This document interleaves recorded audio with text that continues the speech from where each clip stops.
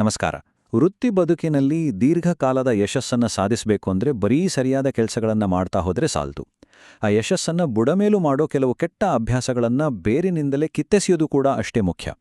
ಒಬ್ಬ ವೃತ್ತಿ ಮಾರ್ಗದರ್ಶಕನಾಗಿ ನಾನೊಂದು ಮಾತು ಹೇಳ್ತೀನಿ ಕೇಳಿ. ನಮ್ಮ ದೊಡ್ಡ ಕನಸುಗಳು ಹೇಗೆ ಕಮರಿ ಹೋಗ್ತವೆ ಅನ್ನೋದನ್ನು ಅರ್ಥ ಮಾಡ್ಕೊಳ್ಳೋದೇ ಆ ಕನಸುಗಳನ್ನು ಉಳಿಸ್ಕೊಳ್ಳುವ ಮೊದಲ ಹೆಜ್ಜೆ. ಇವತ್ತಿನ ಈ ವಿಶ್ಲೇಷಣೆಯಲ್ಲಿ ವೃತ್ತಿ ಜೀವನವನ್ನೇ ನಾಶ ಮಾಡವಲ್ಲ ಆ 5 ಪ್ರಮಾದಗಳ ಬಗ್ಗೆ ಸ್ವಲ್ಪ ಆಳವಾಗಿ ಚರ್ಚೆ ಮಾಡೋಣ.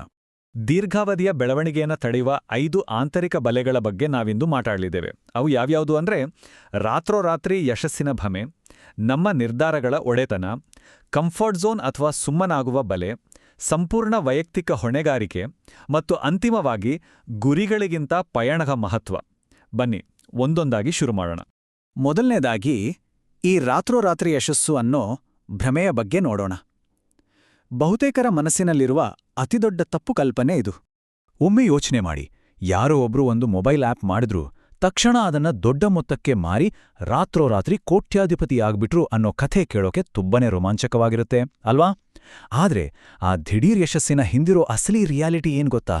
20 ವರ್ಷಗಳ ನಿರಂತರ ಶ್ರಮ, ಅದಕ್ಕೂ ಮುನ್ನ ಫೇಲ್ ಆದ ಅಥವಾ ಎಕ್ಸ್ಪರಿಮೆಂಟ್ ಮಾಡಿದ 30 ಬೇರೆ ಬೇರೆ ಆಪ್ಗಳು, ಜೊತೆಗೆ ಆ ವಿಷಯದಲ್ಲಿ ಪಡೆದ ಮಾಸ್ಟರ್ಸ್ ಡಿಗ್ರಿ ಮತ್ತು PhD. ಇವೆಲ್ಲವೂ ಆ ತೋರಿಕೆಯ ದಿಢೀರ್ ಯಶಸ್ಸಿನ ಹಿಂದಿರೋ ಮೌನ ಮತ್ತು ಕಠಿಣ ಪರಿಶ್ರಮ. ರಾತ್ರೋರಾತ್ರಿ ಯಾರಿಗೂ ಅದೃಷ್ಟ ಒಲಿಯೋದಿಲ್ಲ.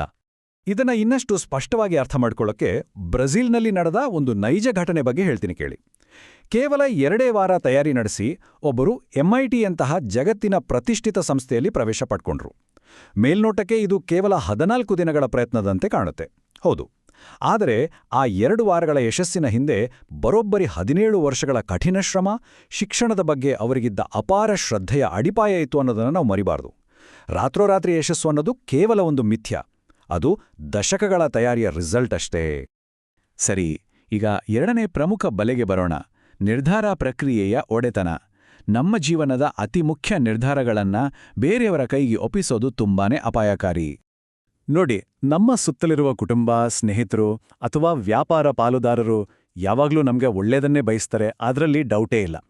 ಅವರು ತಮ್ಮ ಅನುಭವದ ಆಧಾರದ ಮೇಲೆ ಬೆಸ್ಟ್ ಅನ್ಸೋ ಸಲಹೆಗಳನ್ನೇ ಕೊಡ್ತಾರೆ. ಆದರೆ ನಾವು ಒಂದು ಕಟುವಾದ ಸತ್ಯವನ್ನ ಒಪ್ಪಿಕೊಳ್ಳೇಬೇಕು. ಇನ್ನೊಬ್ಬರ ಜೀವನಕ್ಕೆ 100ಕ್ಕೆ 100 ಸರಿಯಾಗುವಂತಹ ಪರ್ಫೆಕ್ಟ್ ಉತ್ತರಗಳು ಯಾರ ಬಳಿಯೂ ಇರೋದಿಲ್ಲ. ಪ್ರತಿಯೊಬ್ಬರ ದಾರಿಯೂ ಬೇರೆ ಬೇರೆ. ಹಾಗಾಗಿ ಆ ನಿರ್ಧಾರಗಳ ಒಡೆತನ ನಮ್ದೇ ಆಗಿರಬೇಕು. ಕೆರಿಯರ್ ಅಥವಾ ವೃತ್ತಿಜೀವನ ಅನ್ನೋದು ಕೊನೆಯಿಲ್ಲದ ದಾರಿಗಳಿರೋ ಒಂದು ದೊಡ್ಡ ಜಾಲವಿದ್ದಂತೆ. ಇಲ್ಲಿ ನಡೆಯುವಾಗ ತಲೆಗೆ ಪೆಟ್ಟು ಬೀಳೋದು, ಎಡವೋದು ಸಹಜ ಮಾತ್ರ ಅಲ್ಲ, ಅದು ಆ ಪ್ರಕ್ರಿಯೆಯ ಒಂದು ಅತ್ಯಗತ್ಯ ಭಾಗ. ಬೇರೆಯವರು ಬರೆದುಕೊಟ್ಟ ಸೇಫಾದ ಸ್ಕ್ರಿಪ್ಟ್ ಪ್ರಕಾರ ಬದುಕೋದಕ್ಕಿಂತ ನಮ್ಮದೇ ದಾರಿಯಲ್ಲಿ ಸಾಗುವಾಗ ಎದುರಾಗೋ ಸಣ್ಣ ಪುಟ್ಟ ತಪ್ಪುಗಳಿಂದ ಪಾಠ ಕಲಿಯೋದಿದೆಯಲ್ಲ, ಅದು ಹೆಚ್ಚು ಮೌಲ್ಯಯುತವಾಗಿರುತ್ತೆ. ಆ ತಪ್ಪುಗಳೇ ನಮ್ಮನ್ನ ಗಟ್ಟಿಗೊಳಿಸೋದು. ಮುಂದಿನ ವಿಷಯ, 3ನೇ ಮತ್ತು ಬಹಳ ಸೂಕ್ಷ್ಮವಾದ ಬಲೆ, ಈ ಕಂಫರ್ಟ್ ಝೋನ್ ಅಥವಾ ಸುಮ್ಮನಾಗುವ ಬಲೆ. ಬ್ರೆಜಿಲ್ನಲ್ಲಿ ಬಿಡುಗಡೆಯಾದ ಒಂದು ಪುಸ್ತಕದ ಅದ್ಭುತ ಯಶಸ್ಸಿನ ಕಥೆ ಬಗ್ಗೆ ಹೇಳ್ತೀನಿ. ಆ ಮೊದಲು ಪುಸ್ತಕ ರಿಲೀಸ್ ಆದಾಗ ಅದು ಬರೋಬ್ಬರಿ 30 ಲಕ್ಷ ಬಾರಿ ಡೌನ್ಲೋಡ್ ಆಗಿತ್ತು. ಜೊತೆಗೆ 50,000 ಪ್ರಿಂಟೆಡ್ ಕಾಪಿಗಳು ಸೇಲ್ ಆಗಿದ್ವು. ಇದು ನಿಜಕ್ಕೂ ಒಂದು ಅಗಾಧವಾದ ಯಶಸ್ಸು. ಸಾಮಾನ್ಯವಾಗಿ ಪ್ರತಿಯೊಬ್ಬರೂ ಈ ಲೆವೆಲ್ನ ಯಶಸ್ಸು ಸಿಕ್ತಾಗ ಹಬ್ಬಾ ಸೆಟಲ್ ಆದೆ ಅಂತ ಸುಮ್ಮನಾಗ್ಬಿಡ್ತಾರಲ್ವಾ?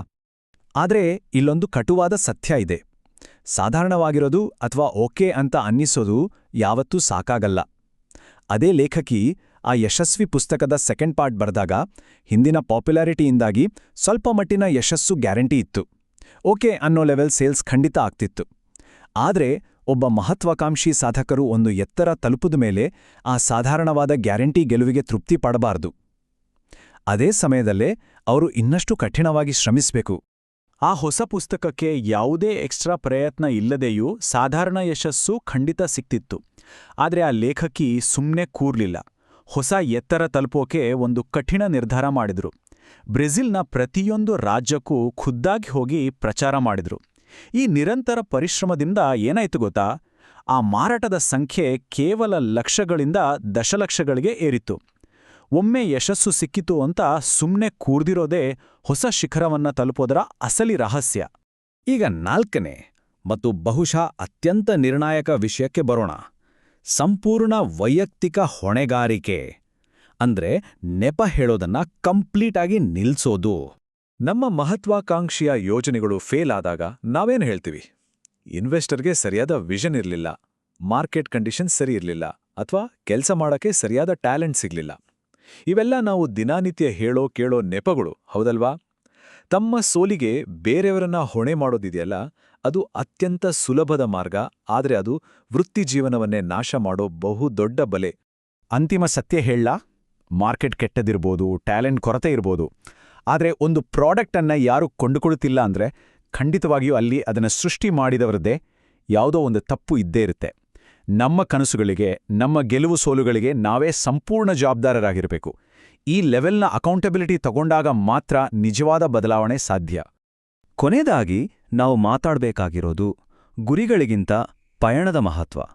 ಕೇವಲ ಅಂತಿಮ ಗುರಿಯ ಮೇಲೆಯೇ ದೃಷ್ಟಿ ನೆಡುವುದು ಲಾಂಗ್ ಟರ್ಮಲ್ಲಿ ಎಷ್ಟು ಅಪಾಯಕಾರಿ ಅನ್ನೋದನ್ನ ಇದು ಸ್ಪಷ್ಟಪಡಿಸುತ್ತೆ. ನನ್ಗೊಂದು ಪರ್ವತಾರೋಹಣದ ಜಾಹೀರಾತಿನ ಕಥೆಯಲ್ಲಿ ನೆನಪಾಗ್ತಿದೆ. ಒಂದು ಗುಂಪು ಅತ್ಯಂತ ಕಷ್ಟಪಟ್ಟು ಬೆವರು ಸುರಿಸಿ ಬಳಲಿ ಪರ್ವತದ ತುದಿಯನ್ನು ತಲುಪುತ್ತೆ. ಅಲ್ಲಿ ಕೇವಲ 2 ಸೆಕೆಂಡ್ಗಳ ಕಾಲ ಕೈ ಎತ್ತಿ ಸಂಭ್ರಮಿಸ್ತಾರೆ. ಆನಂತರ ತಕ್ಷಣವೇ ಸರಿ, ಈಗ ಕೆಳಗೋಗೋಣ ಬನ್ನಿ ಅಂತಾರೆ. ಅಂತಿಮ ಗುರಿ ತಲುಪಿದ ತಕ್ಷಣ ಆ ಸಂಭ್ರಮ ಎಷ್ಟು ಬೇಗ ಕರಗಿ ಹೋಗುತ್ತೆ ಅನ್ನೋದನ್ನು ಇದು ಬಹಳ ಸುಂದರವಾಗಿ ಎತ್ತಿ ತೋರಿಸುತ್ತೆ. ನಿಜ ಅಲ್ವಾ? ಒಂದು ಕನಸನ್ನ ನನಸು ಮಾಡ್ಕೊಳ್ಳೋದು ಆ ಪರ್ವತದ ತುದಿಯಂತೆ ಕೇವಲ ಒಂದು ಕ್ಷಣದ ರೋಮಾಂಚನವಷ್ಟೇ. ಆದರೆ ನಮ್ಮ ಜೀವನ, ವೃತ್ತಿ ಬದುಕು ಅದೊಂದು ನಿರಂತರವಾದ ಪಯಣ. ಅಂತಿಮ ಗುರಿ ತಲುಪಿದ್ರೆ ಸಾಕು, ಅಲ್ಲಿ ಶಾಶ್ವತವಾದ ಸಂತೋಷ ಸಿಗುತ್ತೆ ಅನ್ನೋ ಭ್ರಮೆಯಿಂದ ನಾವು ಮೊದಲು ಹೊರಬರಬೇಕು. ಯಶಸ್ವಿ ಮತ್ತು ನೆಮ್ಮದಿಯ ಕೆರಿಯರ್ಗಾಗಿ ಆ ಗುರಿಯಾಚೆಗಿನ ವಾಸ್ತವವನ್ನು ಅರಿಯೋದು ತುಂಬಾನೇ ಮುಖ್ಯ. ಹಾಗಾದ್ರೆ ದೀರ್ಘಾವಧಿಯ ವೃತ್ತಿಜೀವನದ ದೃಢತೆಗ ನಾವೇನ್ ಮಾಡಬೇಕು? ಒಬ್ಬ ಮಾರ್ಗದರ್ಶಕನಾಗಿ ಇಲ್ಲಿ ನಾನು 2 ಸಿಂಪಲ್ ಹೆಜ್ಜೆಗಳನ್ನು ಹೇಳ್ತೀನಿ. ಮೊದಲನೇದು, ನೀವು ಒಂದು ಹೆಜ್ಜೆ ಸರಿಯಾಗಿ ಇಟ್ರೆ ಆ ಸಣ್ಣ ಯಶಸ್ಸನ್ನ ತಕ್ಷಣವೇ ಸೆಲೆಬ್ರೇಟ್ ಮಾಡಿ. ಎರಡನೇದು, ಒಂದು ವೇಳೆ ಎಡವಿದ್ರೆ ಆ ಫೇಲ್ಯೂರನ್ನ ಹೊಸ ಪಾಠ ಕಲಿಯೋ ಅವಕಾಶವನ್ನಾಗಿ ಬದಲಾಯಿಸ್ಕೊಳ್ಳಿ. ಈ ದೈನಂದಿನ ಸಣ್ಣಪುಟ್ಟ ಸವಾಲುಗಳನ್ನ ಎದುರಿಸ್ತಾ ಹೋಗೋದೇ ನಮಗಿರೋ ನಿಜವಾದ ಬಹುಮಾನ. ಅಂತಿಮವಾಗಿ ಒಂದು ಆಳವಾದ ವಿಚಾರದೊಂದಿಗೆ ಈ ವಿಶ್ಲೇಷಣೆಯನ್ನು ಮುಕ್ತಾಯ ಮಾಡೋಣ.